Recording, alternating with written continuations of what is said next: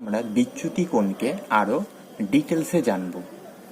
তো দেখো, প্রথমে আমরা যার জন্য বিচ্যুতি কোণ বার করব তা হলো, যদি একটি সমতল দর্পণ নেওয়া হয় আর সমতল দর্পণের উপরে আলোকরশ্মি পড়ে, তাহলে এইভাবে সে প্রতিফলিত হবে। তো এই ক্ষেত্রে অর্থাৎ প্রতিফলনের ক্ষেত্রে বিচ্যুতি কোণের রাশিমালাটি কেমন হবে, প্রতি সরণের ক্ষেত্রে বিচ্যুতি কোণের রাশিমালা কেমন হয় তা আমরা আগের ভিডিওতে জেনেছি।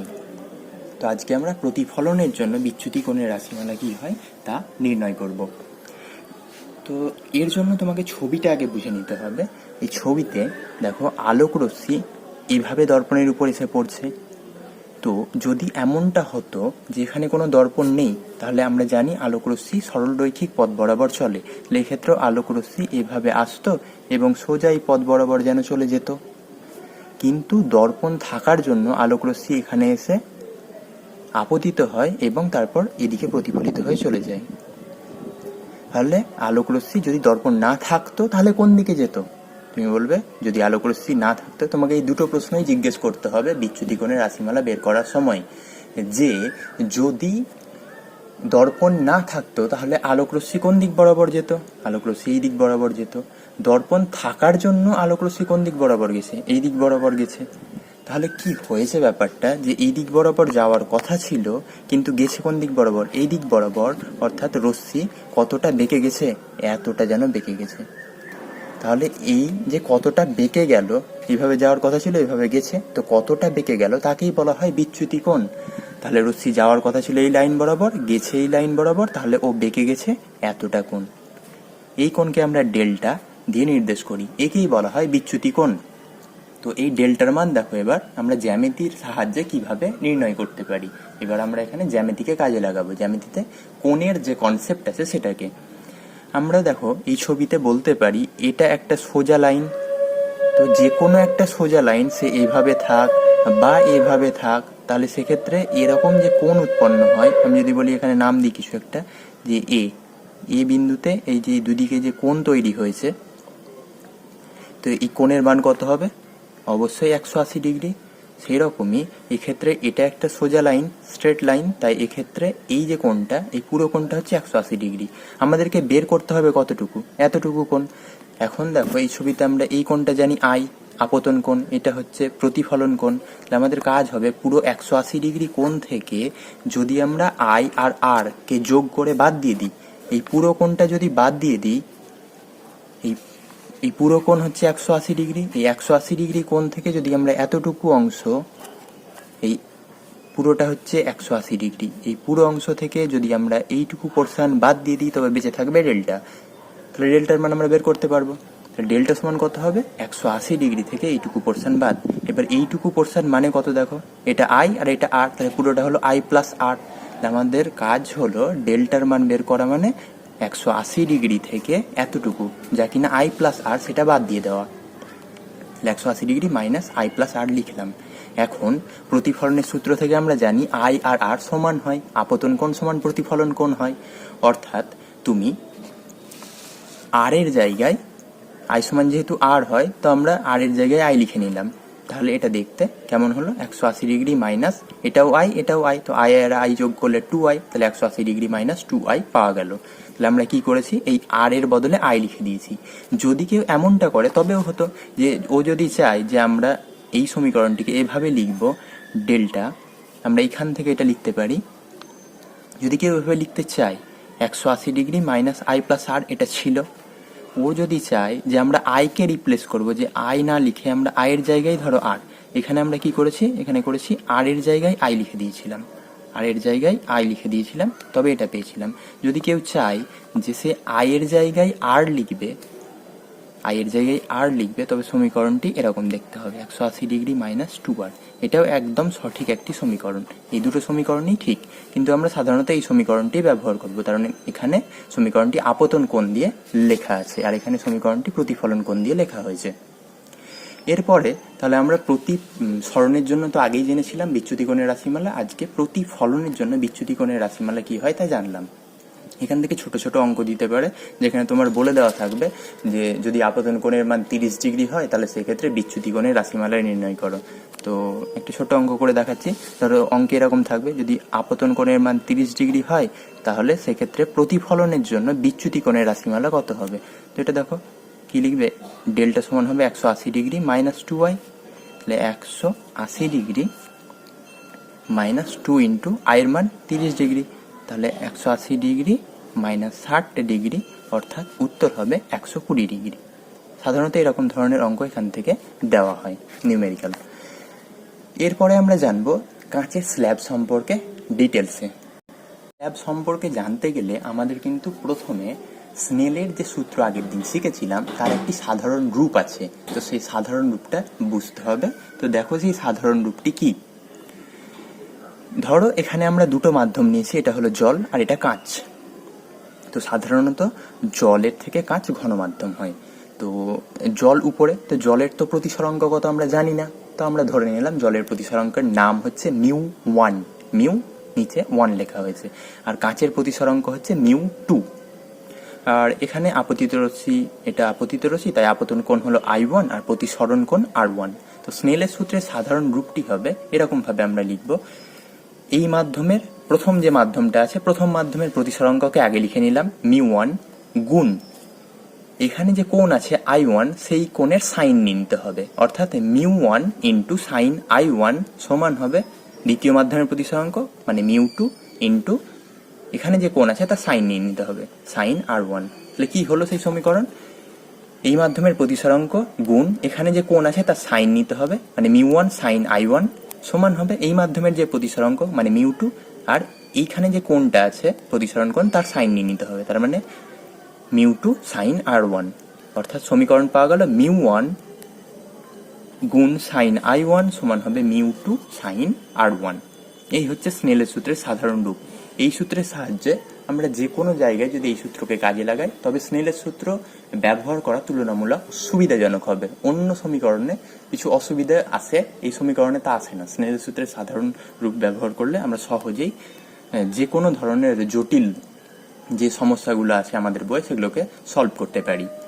আরও একটা জিনিস যা আমাদের মনে রাখতে হবে তা হলো বায়ু বা শূন্য মাধ্যমের প্রতিসরাঙ্কের মান হয় 1, বাকি অন্যান্য যতগুলো মাধ্যম আছে তাদের সবার প্রতিসরাঙ্ক 1-এর থেকে বেশি হয়। বায়ু আর শূন্য মাধ্যমের প্রতিসরাঙ্ককে আমরা 1 ধরব, যদিও সঠিকভাবে বললে শূন্য মাধ্যমের প্রতিসরাঙ্ককেই 1 বলা উচিত, আর বায়ু মাধ্যমের প্রতিসরাঙ্ক 1 কিছু হয়, তো সেটাকে আমরা 1 ধরে নিব আমাদের এই যে আজকে যে প্রবলেম সলভ করছি তার জন্য। এর ব্যাপারে আমরা এর পরের যে ভিডিওগুলো আসবে সেটাতে ডিটেলসে জানবো। আজকের জন্য বায়ু বা শূন্য মাধ্যমের প্রতিসরাঙ্ককে আমরা 1 ধরছি, আর বায়ু মাধ্যমের প্রতিসরাঙ্ক 1-এর থেকে একটু বেশি হয়, কিন্তু শূন্য মাধ্যমের প্রতিসরাঙ্ক সবসময়ই 1 হয়। তো চলো এবার কাঁচের স্ল্যাবকে বুঝি। কাঁচের স্ল্যাব কি, তো প্রথমে আগে আমরা কাঁচের স্ল্যাব বুঝে নিই, তারপরে এর কিছুক্ষণ পরে আমরা দেখব যে কাঁচের স্ল্যাব অরিজিনালি যেমন দেখতে হয় সেরকম একটা ছবি তোমাদেরকে আমি দেখাবো। তো আগে এমনি সাধারণভাবে বুঝে নিই কাঁচের স্ল্যাব কি।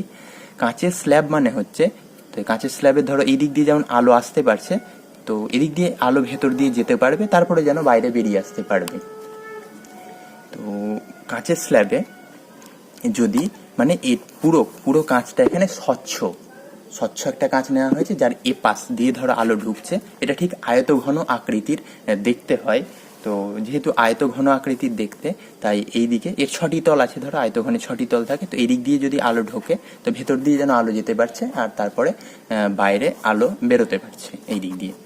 তো এরকম যদি হয়, তো দেখো এখানে এটা বাতাস, কাঁচের স্ল্যাব বাতাসে রাখা আছে, তাহলে এই দিকটা হলো বাতাস, এটা কাঁচ, তারপরে এই দিকটা আবার সেই বাতাস, তাহলে এটা আমাদের জন্য লঘু মাধ্যম আর এটা ঘন মাধ্যম কাঁচ। তো লঘু আর ঘন মাধ্যমের কনসেপ্ট আমরা আগেই পড়েছি। তো এটা বায়ু আর এটা কাঁচ। তো বায়ু মাধ্যম থেকে আলোক রশ্মি এসে যদি এখানে পড়ে তাহলে এটা বিভেদ তলের কাজ করবে। তো যখনই এখানে পড়বে, এই যে কিউ বিন্দুতে পড়েছে, পি বিন্দু থেকে আলোক রশ্মি এসে কিউ বিন্দুতে পড়েছে, তো সেখানে এটি হলো অভিলম্ব। যদি পড়ে তো রশ্মিটা যদি কাঁচের স্ল্যাব না থাকতো তাহলে কেমন ভাবে যেত, এই লাইন বরাবর চলে যেত। কিন্তু কাঁচের স্ল্যাব থাকার জন্য কি হবে, কাঁচের স্ল্যাব থাকার জন্য, হ্যাঁ যেটা বলছি, যদি এই কাঁচের স্ল্যাব না থাকতো তাহলে পুরোটা কি হতো, বায়ু মাধ্যম হতো। তাহলে বায়ু মাধ্যমে আমরা জানি যে কোনো একটি মাধ্যমে আলোকরশ্মি সোজা সরলরৈখিক পথ বরাবর চলে, সেই জন্য আলোকরশ্মি এইভাবেই চলে যেত। কিন্তু আসলে তো এখানে কাঁচের স্ল্যাব বসানো আছে, তো কাঁচের স্ল্যাব বসানো থাকার কারণে রশ্মিটি এভাবে না গিয়ে এই বিন্দুতে এসে দেখবে ও দুটো মাধ্যম আলাদা হয়েছে, এখানে বায়ু এখানে কাঁচ, মানে একটা বিভেদ তল পেয়েছে। অর্থাৎ রশ্মি এভাবে না গিয়ে কি হবে, যেহেতু কাঁচ ঘন আর বায়ু লঘু, তাই এ অভিলম্বের দিকে দেখো এরকম ছিল, এখান থেকে এতটা কোণে যেন ও বেঁকে এখানে চলে এসছে, মানে এইভাবে যাওয়ার কথা ছিল সেভাবে না গিয়ে এইভাবে যেন যাচ্ছে। তার মানে কি হয়েছে, আলোক রশ্মি অভিলম্বের দিকে বেঁকে গেছে।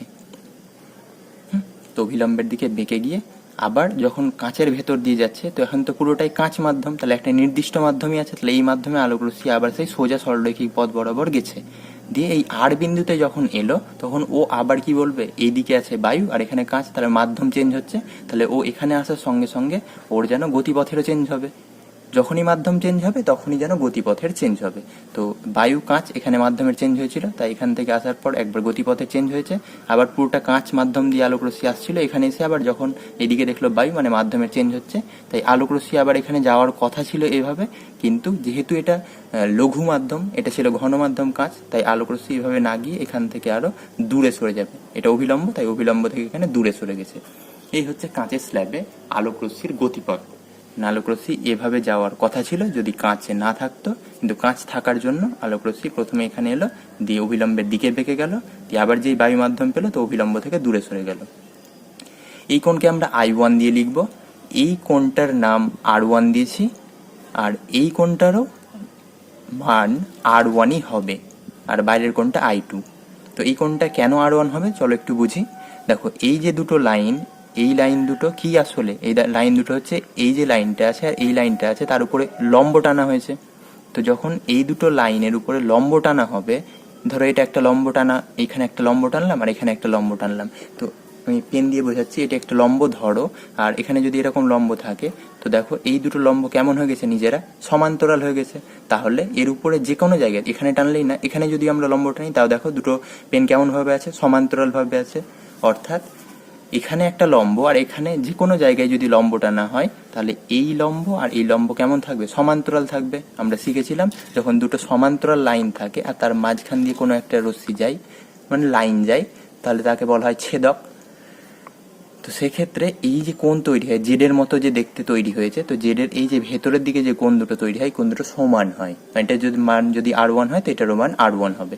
যেটার ক্ষেত্রে দেখো একটা জেড তৈরি হয়েছে, এই লাইনটা আর এই লাইনটা, এই সবুজ আর এই বেগুনি লাইনটা সমান্তরাল লাইন। তো সমান্তরাল লাইন হওয়ায় এরকম ভাবে গিয়ে এরকম ভাবে এসে এরকম একটা দেখো জেড তৈরি হয়েছে। তো এই জেডটা তুমি এরকম ভাবে মেলাতে পারো, এই জেডটা যেন এখানে তৈরি হয়েছে। তো জেড যখন তৈরি হয়েছে, তাহলে এই কোণটা আর এই কোণটা সমান হবে, মানে এই কোণটা যদি আমি R1 বলি, তাহলে এই কোণটাকেও আমাকে R1ই বলতে হবে। আশা করছি বুঝতে পেরেছো। তাহলে কি হলো, এটা হলো I1, এই কোণটা R1 মানে এটাও R1, আর এই বাইরের কোণটা জানি না কি হবে, তো এই কোণটা হলো I2।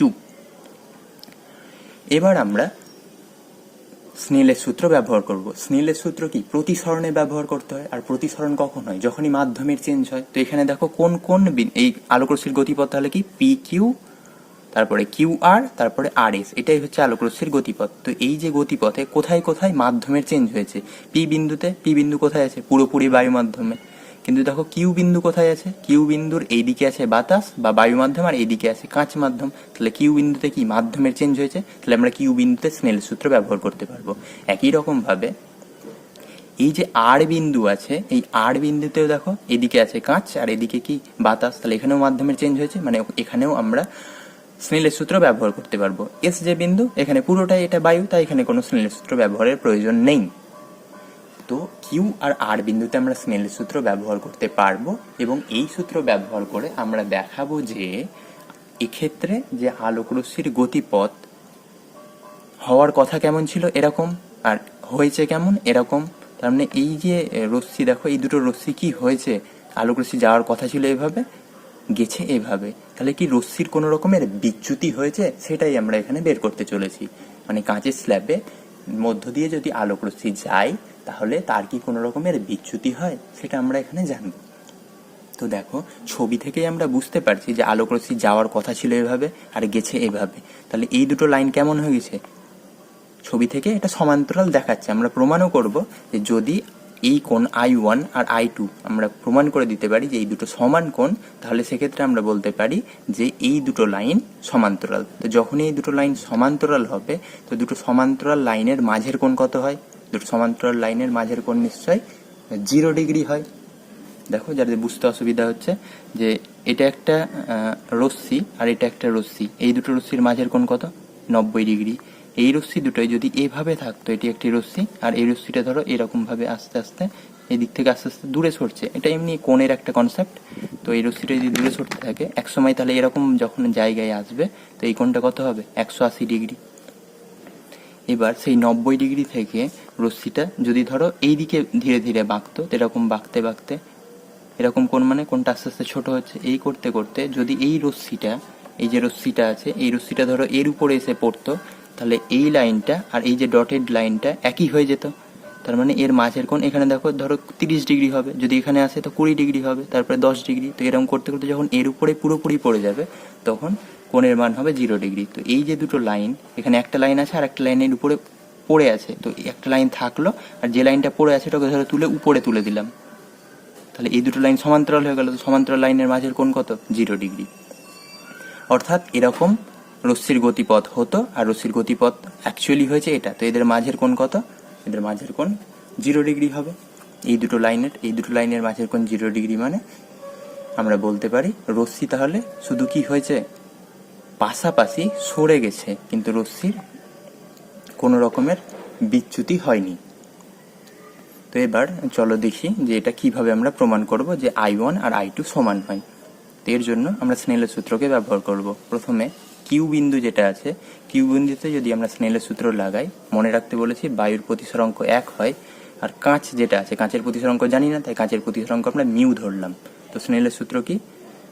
প্রতিসরাঙ্কের মান, মানে এখানে μ1 sin I1 সমান ছিল μ2 sin R। তো এখানে μ1 এর মান কত? 1, তাহলে 1 into sign I1, 1 into sign I1 সমান হবে এই কাঁচের প্রতিসরাঙ্ক, মানে মিউ ইন্টু সাইন R1। 1 মানে এখানকার প্রতিসরাঙ্ক ইন্টু সাইন I1 সমান হচ্ছে এই যে মাধ্যমটা কাঁচ, তো মিউ ইন্টু সাইন R1। তো এখান থেকে যদি মিউ এর মান বের করো, তো দেখো কি পাচ্ছ, এটাকে ঘুরিয়ে লিখে নিলাম, মিউ সাইন R1 সমান সাইন I1, তাহলে মিউ সমান sign I1 by sine R1। তাহলে এটা পাওয়া গেল কিউ বিন্দুতে স্নেলের সূত্র ব্যবহার করলে। এরপরে কিউ এর পরে আবার মাধ্যমের চেঞ্জ, কিউ এই দেখো এদিকে বায়ু ছিল, এদিকে কাঁচ, এরকম আর কোথায় হয়েছে? আর বিন্দুতে। আর বিন্দুতে এদিকে কাঁচ আছে, এদিকে বায়ু আছে। তো এখানে যে কাঁচ আছে, তাহলে আর বিন্দুতে স্নেলের সূত্র লাগাবো। এখানে এই দিকের কোণ, মানে আপতন কোণ কত? R1, আর প্রতিসরণ কোণ কত? I2। তাহলে আমাদের কাজ কি? এখানকার প্রতিসরাঙ্ক মানে মিউ ইন্টু সাইন R1 সমান হবে এখানকার প্রতিসরাঙ্ক, এই মাধ্যমের প্রতিসরাঙ্ক 1 ইন্টু সাইন I2। তাহলে যে সমীকরণ পাওয়া যাবে তা হচ্ছে মিউ সাইন R1 সমান 1 ইন্টু সাইন I2। এখান থেকে যদি মিউ এর মান বের করো, তাহলে দেখো মিউ সমান পাওয়া যাচ্ছে sign I2 by sine R1। এই যে দুটো সমীকরণ পাওয়া গেল, এর দুদিকেই দেখো বাম দিকে মিউ আছে, তাহলে এর ডান দিকটাকেও আমরা সমান করতে পারি, যেহেতু বাম দিক সমান হয়ে গেছে।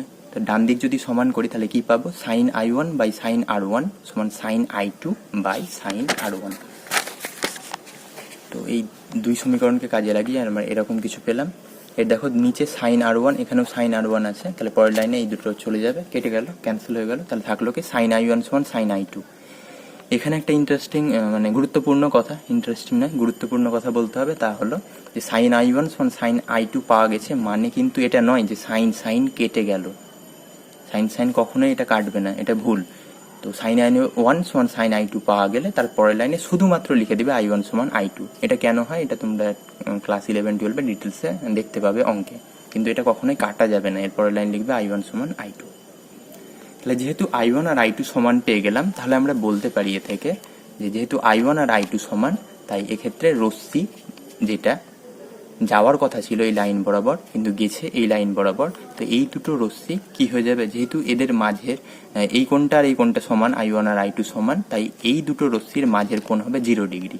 তার মানে এই রশ্মিটা এভাবে যাওয়ার কথা ছিল, কিন্তু রশ্মি গেছে এভাবে, তাকেই তো বিচ্যুতি কোণ বলা হয়। যে রশ্মি যাওয়ার কথা কোনভাবে ছিল, এইভাবে যাওয়ার কথা ছিল, কিন্তু গেছে কিভাবে, এভাবে গেছে। তাহলে এদের মাঝে বিচ্যুতি কোণ মানে কি, এই দুটো লাইনের মাঝের কোণ বের করতে যাবো। তো দুটো সমান্তরাল লাইনের আমরা মাঝের কোণ দেখলাম 0 ডিগ্রি, অর্থাৎ এই ক্ষেত্রে রশ্মির কোনো রকমের বিচ্যুতি হয় না। শুধু কি হয়, রশ্মি দেখো এভাবে যাওয়ার কথা ছিল কিন্তু গেছে এভাবে, মানে এখান থেকে শুধু এদিকে পাশাপাশি যেন রশ্মিটা সরে যাচ্ছে। আপতিত রশ্মি এভাবে যাওয়ার কথা ছিল, প্রতিসৃত রশ্মি এভাবে গেছে। তাহলে আপতিত রশ্মি কি হয়েছে, শুধুমাত্র যখন প্রতিসৃত হয়েছে তখন সমান্তরালভাবে সরে গেছে, পাশাপাশি এই দিক বরাবর যেন সরে এলো, কিন্তু এদের মাঝে কোনো কোণ উৎপন্ন হয়নি। এই দুটো লাইনের মাঝের কোণ 0 ডিগ্রি, অর্থাৎ রশ্মির কোনো রকমের বিচ্যুতি হয়নি, তা আমরা এখানে বলতে পারি। তো আজকের ভিডিওতে এতটাই, বাকি অংশ আমরা পরের ভিডিওতে পড়ব। তো এখন যে ছবিতে দেখতে পাচ্ছ এটা হচ্ছে সেই অরিজিনাল কাঁচের স্ল্যাব। তো এই কাঁচের স্ল্যাব বোঝার আগে আমি যে খাতায় যে ছবিটা এঁকে দিয়েছিলাম ওটা তোমরা আগে খাতায় এঁকে নাও, খাতা দেখে, তাহলে ভালো বুঝতে পারবে। তো এই যে কালো ডট উপরে দেখছো, এই কালো ডটের কাছে যেন আমাদের কিউ বিন্দুটা আছে, আর নীল রঙের যে ডটটা করা হয়েছে সেখানে যেন আর বিন্দুটা আছে। তাহলে কালো ডটের ওই বিন্দুতে দেখো রশ্মিটার কি হয়েছে, রশ্মিটা হচ্ছে গোলাপি ঠিক বা লাল রঙের যে লাইনটা দেখানো হয়েছে সেটা হচ্ছে রশ্মির আসল গতিপথ। তার উপরে যে বেগুনি কালার করা আছে এটা হলো রশ্মিটার আসল গতিপথ। কিন্তু রশ্মিটা যাওয়ার কথা ছিল কোন দিক দিয়ে, হলুদ লাইনটা বরাবর যাওয়ার কথা ছিল, হলুদ লাইনটা বরাবর যাওয়ার কথা ছিল, কিন্তু গেছে কোন লাইন বরাবর, বেগুনি লাইন বরাবর। এবং দেখো হলুদ লাইন আর এই বেগুনি লাইন যে দুটো লাইন দেখতে পাচ্ছ, এই দুটো লাইন কিন্তু পরস্পর সমান্তরাল। তো পরস্পর সমান্তরাল মানে এদের মাঝের কোণ 0 ডিগ্রি আমরা বলতে পারি, মানে রশ্মির বিচ্যুতি এখানে 0 হবে।